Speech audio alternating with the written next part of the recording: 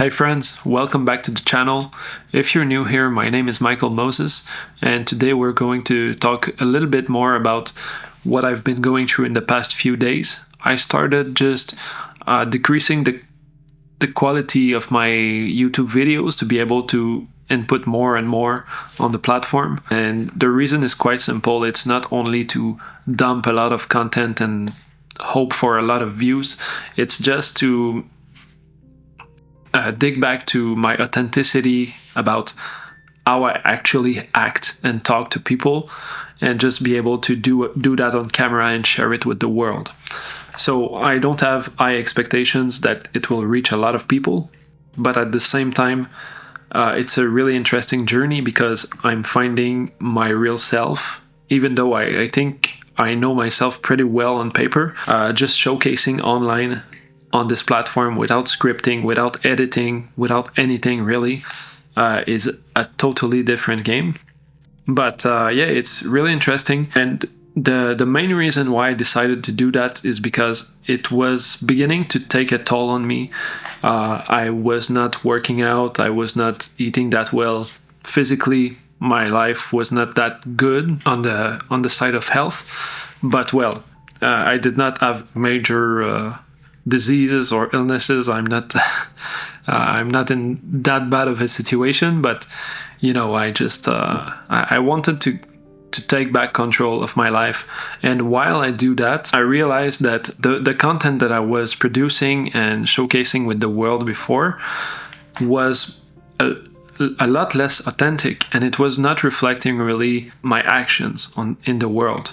It was addressing how I was seeing the world actually, but not exactly how I was acting. So now I want to change that narrative.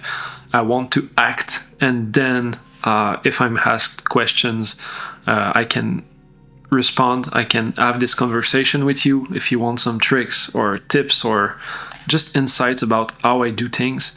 It's going to be a pleasure for me to share it with you. But for now, I just want to create those daily videos. It doesn't mean that it will be every single day. Maybe sometimes I will take a break, or if the video is really uninteresting, I will not post it. But I don't really see a world where that could really happen, because life is so amazing and there's always something that's worth sharing, in my opinion. So well, now I have seen a little bit about my last 3 scripts. The first script was the first day that I started this challenge with myself, and well, I was just wondering, is my message clear? Is there something that's missing? So today, in today's video, I just want to clarify things up. I want to make sure that everyone understands. We never know if these videos are going to pop up, or if in 5 years or 10 years, if people just want to know where I came from. I want to make sure that everyone has the information that's needed to understand the whole picture. So that's why I'm doing today's video. So I've gathered a few questions for myself. It's the first time I do that, so I don't know what it's going to look like in the editing phase, or on the video after all. But we'll see. Just we'll go and see how it does and how it feels, and if it's something that's interesting, maybe I can do something else in the same manner in the future. The first question that I think would be interesting is that I've talked about how I've faced ups and downs regarding my YouTube journey, and maybe you'd like to know a little bit how it actually happened, and if there was something surprising or like that I didn't really know was going to happen. So I think I touched a little bit about the subject in the first video, and it's a fundamental thing. I think anyone that comes in our world may have this vision one day or another, but I was so in the wrong at first. So I was saying to a lot of my friends, oh, I'll just do YouTube, it's going to be easy, it's not that hard, it's not complicated. I see those people producing content every single day, and they talk about very basic things that I understand very quickly and easily, that I can teach to anyone. It's not it doesn't look hard. But the more I created content, the more I understood how good they were. But I didn't understand at first in what they were better than me. I thought it was just about creating content that is true, that is actionable, but it's really not. It's most of it is about entertainment. And even if it's education, if you're going to see a class from a teacher in university and the professor is really boring, well, he's just going to make everyone fall asleep in the class. But at the same time, these students need what the professor is giving out to pass the exam, to get their diploma or something. So it's not the same relation.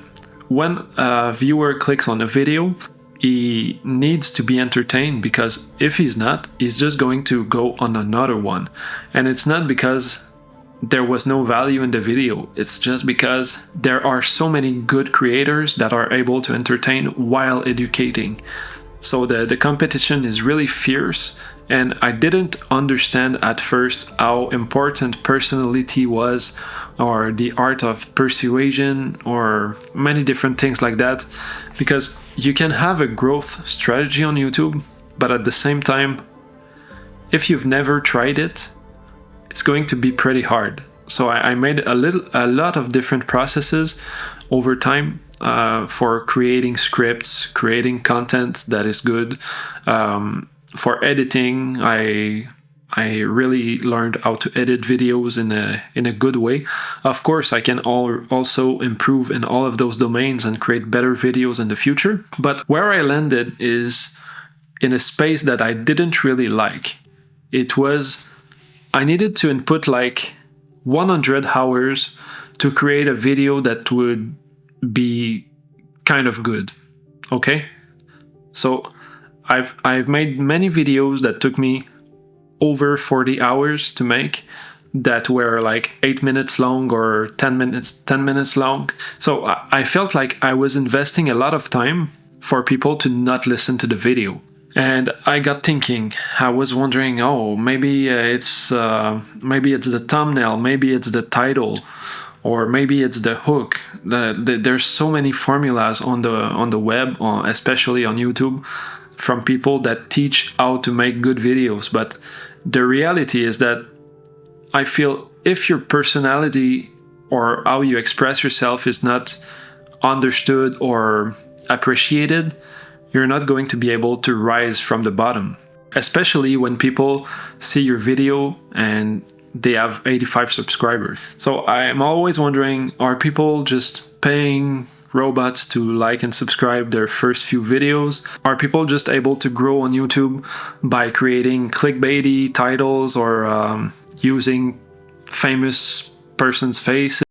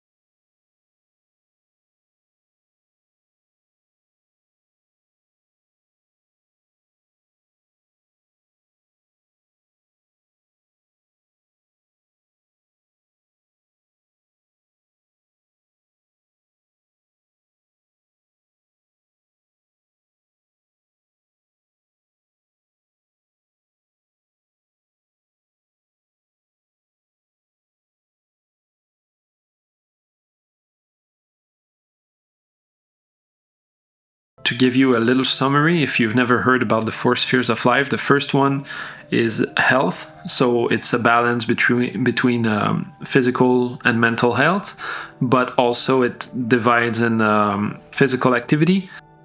So this is the program. How it works is that it greets me by saying that what date it is, and then it goes and it says to me what my workout is.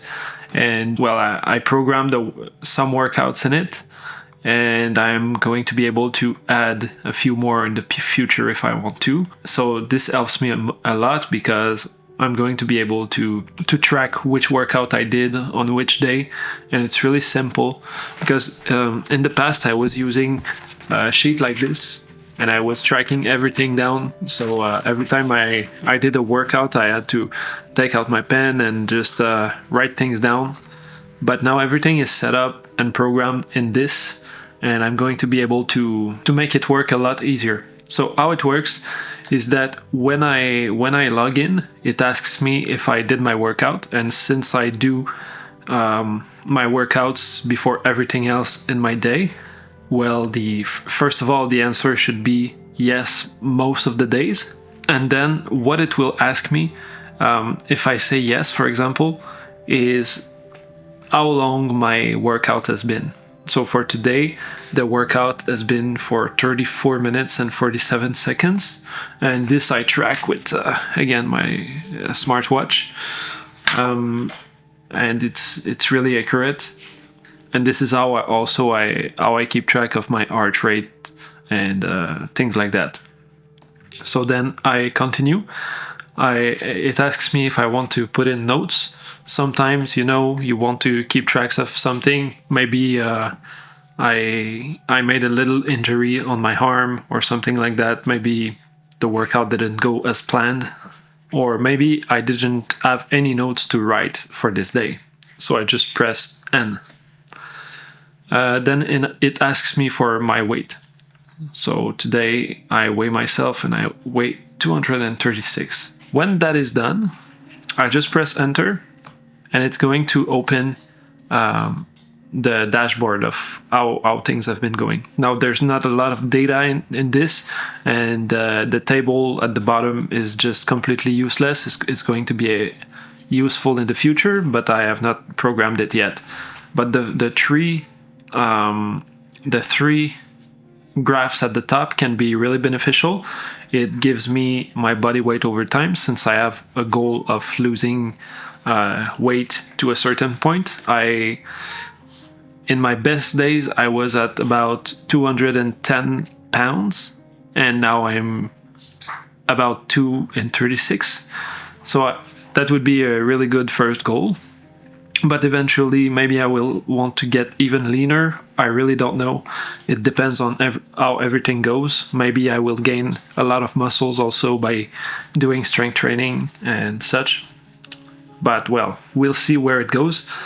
And also, I wanted to see how much time I was spending during the cardio workouts and the strength training across a whole year. So by this process, I'm going to be able to see it and see it grow as the time goes on. And what's nice is that when I add workouts, it's going to adapt. So for example, let's just say I plan my next 90 days of workouts with 2 to 4 workouts. Well, it's going to increase the duration over time each day when I enter the time. So it's going to be really accurate, and this is something that motivates me. If I can reach, for example, 500 hours or 1,000 hours or something like that, it could be really nice to see it in action. That's pretty much it for this project. It's really interesting to me. So now you see there's a lot of debugging. I had a little problem doing other things. But what I can do also is go, at the end it asks me, is there anything else? So I say yes. And then you see I can do one of those 3 options. So I can either create a workout template. This would be a new workout. I can schedule the workouts to apply for a date range. So for example, I want to I want to plan my next 30 days, and I want to diversify between a strength workout, a cardio workout, and stretching workout, a meditation, something like that. Well, I can actually do exactly that and randomize the sequence, or put like 2 cardio and 2 strength and 1 meditation workout, something like that. It could be really interesting to see how I can use that in the future. And the last one is to modify past workouts. It's maybe not the best description for the third option. It's to change the data that was wrongly set in past workouts or past days. So for example, if I entered the wrong data in like last Tuesday, maybe I can just go in this option, select the date, and select a workout I did. It will ask me again how long it took and what was my body weight. And this can be really interesting for many reasons, because I want to have the good data for future references. So there's a lot of things I can do with this program, and I feel like it's going to give me a lot of clarity. And as a lot of people say in the world of self-improvement, what you don't track is not improved. So I guess that's pretty good for what it is. And what I like the most is that I'm not stuck on my cell phone or on my tablet with an app that gives me a lot of ads, and that, well, just being on another device gives you access to so many things. You're just like overwhelmed with possibilities. But with that kind of program, everything's in there for this exact reason. When you're done, you can just go and do something else. There's no hook, there's no attraction to get anywhere else after that. So that's it for the workout tracker and nutrition. So that's basically for the sphere of health. Then you've got contribution. In contribution, it can be anything that you do in a single day that makes you contribute to society. So for example, if you work as a housekeeper, well, you're housekeeping and people are happy, they are paying you, and maybe it's making you proud. And this is really the most important step, is that you're proud of yourself at the end of the day. So if you're not if you don't contribute to the world in a way that's meaningful to you, you're going to find yourself in a place where you're not necessarily satisfied with what you're inputting, and it can take a toll on your mental health. So it's really important to keep an eye open on that sphere, because sometimes it's a little tricky. We feel like we're doing the right thing, but at the same time, it's not validated with our identity, our personality, how we truly are. So this is for contribution. The third one is social. Social, I feel like, is a lot easier, but maybe for some people it's harder. I know if you have a problem with self-confidence or self-esteem, it can be quite hard in social situations. Just a moment. Okay. So yeah, I forgot to put on my blur. I don't know if you noticed if it was better or worse. And yeah, one thing that I forgot to talk about just before finishing things with the 4 spheres of life is that there was one of my friends that was always saying to me, bro, you have to buy a new camera. Your picture is shit. You need to fix this if you want to get views on YouTube. So now this today is a new try. You tell me if you find it better, and if you don't like it, maybe just tell me what's not working, because I have kind of a good setup at the moment. I don't think I should buy a new camera just for YouTube, because I already bought this one and it was not cheap. It's a good camera. It's considered quite a good camera for YouTube. So I just wonder, maybe I'm misusing it, but yeah, just tell me how you find the picture today, and if it's still not good, I will try something else, and eventually I'm going to land on exactly what I need. So this was just a little thing I wanted to talk about. Now we can come back to the spheres of life. So we have health, we have contribution. Now we were in social. Social is basically how you interact with people around you. It can be coworkers, it can be homeless people on the street. It can be also your family, your lover, your wife, your kids. It can be even, I guess, your dog. Like, I know that when I'm on the couch and I'm just petting my dog, or I take a walk with her, it's a small dog called Zoe. She's blonde. Maybe I'm going to show a little video of her. I think I actually created one in a video. I don't remember the title, but there was a short clip of Zoe on on this channel, I remember. So you can try to find it. But well, so this is social. So it's how you interact, it's how you create the relationship, how you end the relationship, because sometimes it's better to end the relationship than keep it going. And just keeping relationships that should not really happen is quite bad. I noticed in myself, but especially in others. I tend to have natural gifts for social relationships, and well, maybe it sounds a little bit pretentious, but yeah, I'll probably cut that from the video. Or not, maybe I'm 100% authentic today. Yeah, probably. I will probably let this go into the video. But well, I'm not bad with social situations. I'm an introvert, but it doesn't mean that I don't feel good in social situations. It just means that I need some recharge time from time to time with myself. So social situations can be dealing with people, it can be showing appreciation, showing love, showing friendship, or organizing new events. So there's a really big spectrum for that, but the premise why I added this one in the 4 spheres is because it's one of our human needs, and we really need that to feel fulfilled. We can't just be an hermit for all our lives and be totally and deeply happy. Not in my opinion, and not from the opinion of most scientists on the subject. So now we've seen health, we've seen contribution, we've seen social, and the last one is play. So the sphere number 4 is play, and this is a lot of the time, especially in our era where we have so many dispositive at our disposal. We have cell phones, we have tablets, we have TVs, we have computers, we have everything. We have smartwatches today, VR headsets. That it's endless, and especially I realized with I got this here.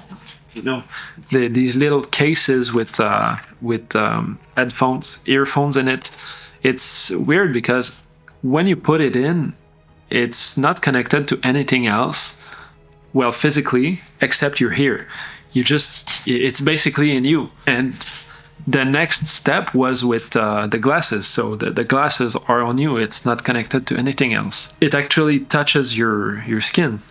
Not like the cell phone where you just let it rest in your pocket. It's not directly connected to you. So we're really not far from having it inside our skin. It's well, it was just a little reflection like that. But yeah, it's okay. I guess it's evolution. It's how we're supposed to evolve. So these are the 4 spheres, and the last one, play, is really it can be hard for some people because they want to do better in contribution, they want to do better in health, but at the same time they are not able to prioritize them over play because they don't feel like they have the strength needed. So for example, if you come back from work and you feel the urge of drinking a beer or drinking wine or whatever, or just playing a video game or any type of addiction, instead of doing your workout or something for contribution or something for social, like making dinner for your wife and family, it's a big problem, and it's a problem that I have faced in the past. For me, it was video games mostly. I had a pull to play more games always because my identity revolved around being a good gamer. I had pretty much nothing else. So I was always getting pulled back into that, and it felt awful because I didn't feel like I had control at all. I just wanted to play a game when I felt a negative feeling around anything. It could be about working out, it could be about social interactions, it could be about working or facing something challenging in my life, and I would always go back to gaming.